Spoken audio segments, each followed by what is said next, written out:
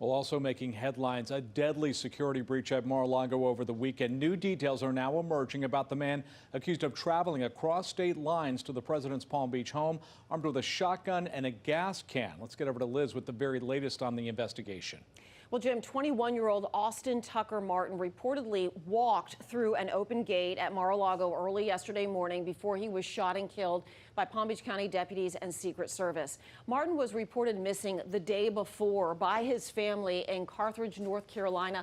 Authorities say he traveled down to Palm Beach, stopping to buy a gun along the way. The box for that gun later found in Martin's car. That gun that you'll see here is the one he allegedly pointed at two Secret Service agents and deputies who confronted him. That's when authorities opened fire, killing Martin. A former Secret Service agent now says this incident fits into a long pattern of breaches at one of the most high-profile properties in the country. Yeah, CBS 12's Katie Benty joining us tonight live outside of Mar-a-Lago with the very latest on the investigation. Katie? Well, Liz and Jim, on any given day, the president's Mar-a-Lago estate here in Palm Beach could be best described as a fortress. Now, over the weekend, a man managed to breach that security and was killed. But what may surprise people here tonight is that despite this incident, at least from the outside looking in, it seems that not much has really changed. From the street, it looks like business as usual at President Donald Trump's Mar-a-Lago estate in Palm Beach. The same security zones, the same law enforcement checkpoints. But just over 36 hours after a deadly security breach at the president's Winter White House, former Secret Service agent Tim Miller says the real work is happening behind the scenes. They're going to be running this to ground. They'll be reviewing every angle of the security breach to say, okay, how did it happen? What happened? Miller says a full federal after-action review is likely already underway, involving both the Secret Service and the FBI. There's no such thing as perfect security. The Secret Service knows that. All of us know that. They put it in layers of security. Remember that security is all about being proactive, planning for it, stopping it before it ever happens. And in this case, they did.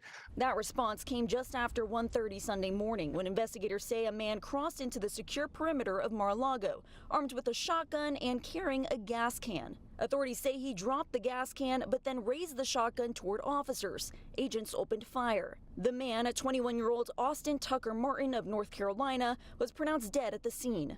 What we don't know a lot about is why.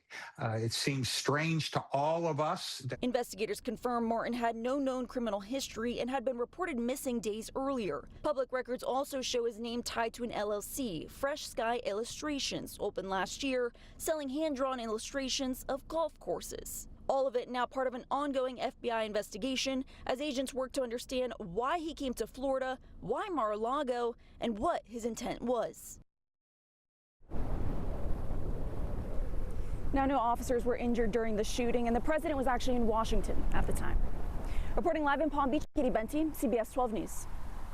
I don't know how long I'll be around. Got a lot of people gunning for me, don't I, huh? You know, you read about all these crazy shooters, but they only go after consequential presidents. They don't go after non-consequential presidents, you know. So maybe I want to be a little bit less consequential. Can we hold it back a little bit, please, Tom? Can we just, like, nice and easy? Let's be a normal president for a little while. President Trump breaking his silence after an armed intruder carrying a shotgun and gas can breached security at Mar-a-Lago, forcing Secret Service to take him down. 21-year-old Tucker Martin drove through an exit gate after another vehicle was coming out. And joining us to discuss this case and a new theory in the search for Nancy Guthrie is former FBI special agent in charge and former head of the Chicago PD, Jody Weiss. Good morning to you, sir. Fortunately, we know the president was not at Mar-a-Lago, and right now federal agents are looking for a motive. They want to see if this kid acted alone or was part of a bigger plot. So talk about the investigation. But first, I got to ask you, were you surprised at how easy it was to enter the gates of Mar-a-Lago, that he could just drive through and exit? Yeah, you have to love the president, don't you, that he can joke about this. But yeah, you got to remember, he wasn't there. So the security posture around Mar-a-Lago, which is a business, will sometimes withdraw. So on these gates, those are always gaps. It's a business, so there's going to be vehicles going in and out. And every time a car comes in and out, that presents a gap. So was I surprised? No, because that's probably the most vulnerable area. And this is why you do the after-action review. They're going to look at security protocols. Could they have prevented that? They're going to see, do we need to change our security posture when the president and first lady are not in there? At that time that is going on, you're also going to look at the officer involved shooting. You know, was it justified? Every fact I've seen, of course, but could it have been prevented? And while those investigations are going on, you're going to have the FBI looking at this young man. What was his motive? Was he part of a bigger plot? They'll look at all his digital footprints. They'll go through every coworker, friend, family member. They'll interview everybody and anybody they can find that might know him, because they have to find out, was this just some isolated incident or was it by part a of a bigger crazed plot? person? Yeah. Or a bigger plot? Yeah, and exactly. Could it have been prevented? Dude's got a gas can and a shotgun. They told him to put down his gun, and they said he raised it up. I'm not sure what else they were supposed to do in that situation. We will see how the investigation plays out. Good evening and thank you for joining us at 6:30. I'm Tiffany Rizzo. Tonight, the FBI is investigating after authorities shot and killed an armed intruder at President Trump's Mar-a-Lago estate. Palm Beach County Sheriff's deputies say the man breached the property's inner perimeter overnight. Officials say he was carrying a shotgun and a gas can, but he didn't get far before being shot and killed by law enforcement. Parts of South Ocean Boulevard remain closed as the investigation continues. The FBI is now leading that investigation, working to determine the suspect's motive and whether anyone else may have been involved. I spoke with a retired FBI agent about what they'll be looking for next. A deadly confrontation outside the Winter White House. President Donald Trump's Palm Beach home, Mar-a-Lago, is now under federal investigation. Authorities say an armed man breached the property's inner perimeter around 1:30 Sunday morning. When he raised a shotgun towards law enforcement, officers opened fire. They confronted a white male that was carrying a gas can and a shotgun. He was ordered to drop those two pieces of equipment that he had with him, at which time he put down the gas can, raised the shotgun to a shooting position. At that point in time, the deputy and the two Secret Service agents fired their weapons and neutralized the threat. Palm Beach County Sheriff Rick Bradshaw says the man drove in near the North Gate. Investigators have identified the suspect as 21-year-old Austin Tucker Martin of North Carolina. He died at the scene. And fortunately, nobody was in jeopardy inside because of the quick action that was taken by the deputies and the Secret Service. The Secret Service confirms the president was not in Florida at the time and no officers were injured. The FBI is now leading the investigation. Currently, our evidence response team is processing the scene, collecting evidence, and we'll continue to work the scene for as long as it takes. So what are they looking for? We spoke with retired FBI Special Agent Stuart Kaplan, who says investigators are moving quickly to build a digital and physical timeline. And we're going to go through those digital footprints that are left behind, and most importantly, see whether or not first was he on the radar to any local law enforcement state, and then see how far back, if in fact there was any planning and preparation in connection with this attempt. That means searching electronic devices, tracking vehicle movements using license plate readers, reviewing surveillance video. Investigators are also working to determine whether he acted alone. Kaplan says the presence of both a shotgun and a gas can could indicate a plan to cause significant damage. I think certainly he had a motive or a plan to cause destruction inside Mar-a-Lago, certainly with the gasoline, because if in fact he was able to use that gasoline as an accelerant, that could have had devastating consequences on the structure itself, and of course in ensuing a panic, especially in the middle of the night where people are sleeping, it could have been a disastrous situation. This incident comes after previous threats and even attempts on the president's life in recent years, adding to concerns about security. But Kaplan says the assets and resources deployed to protect Mar-a-Lago are extensive. If you think about perhaps trying to breach that perimeter, there will be consequences.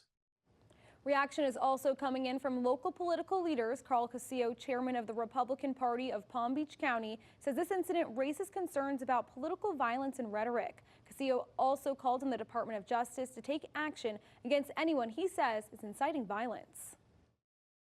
We got to quell all of this, and if it means a couple of people that continually speak out against the president and call for harm to he or his family, they need to be arrested. That's illegal. You can't call for harm to other people and especially the President of the United States. This has gone on far too long. Officials have been on high alert over the rise in political violence given the latest attempts on the president's life. And while investigators look to find out if the shooter was targeting President Trump, the U.S. Secret Service has been busy these last few years. Remember, back in July of 2024, President Trump survived an assassination attempt by 20-year-old Thomas Crooks in Butler, Pennsylvania. Crooks managed to get onto the roof close to where Trump was speaking during a campaign rally, but he narrowly missed, and he was killed by Secret Service agents. And just a few months later, Ryan Ruth was caught with a rifle-style weapon aimed towards Trump while he was at his golf course in West Palm Beach. Ruth was recently sentenced to life in prison. Since then, authorities have stepped up security across Mar-a-Lago, but that hasn't stopped others from trying to trespass onto the estate. A Chinese national in November 2024 tried to cross over into the property and was arrested, claiming he had ties to a plot against Trump, but there was no evidence to support that. And last year, a man in Texas scaled the wall into the grounds, claiming he wanted to marry a member of Trump's family. He was arrested and held on bond. And now to our continuing coverage of an armed intruder shot and killed at the president's estate on Palm Beach. Sheriff Rick Bradshaw says the man from North Carolina was carrying a shotgun and a gas can. CBS 12 News reporter Stephanie Valderrama is live this morning near Mar-a-Lago with what unfolded early yesterday morning. Steph? Yeah, well, Southern Boulevard is back open at this hour. People are now driving on this road again. That was not the case less than 24 hours ago when you couldn't even get to where I am standing right now because of the incident that unfolded in the wee hours of Sunday morning. Now, here's what we're learning. Local and federal authorities say that 21-year-old Austin Tucker Martin drove in through the north gate of Mar-a-Lago at about 1:30 Sunday morning. The 21-year-old was able to breach the property's inner perimeter. Then detectives say he raised a shotgun at law enforcement. And that's when Secret Service agents and a PBSO deputy opened fire. They confronted a white male that was carrying a gas can and a shotgun. He was ordered to drop those two pieces of equipment that he had with him, at which time he put down the gas can, raised the shotgun to a shooting position.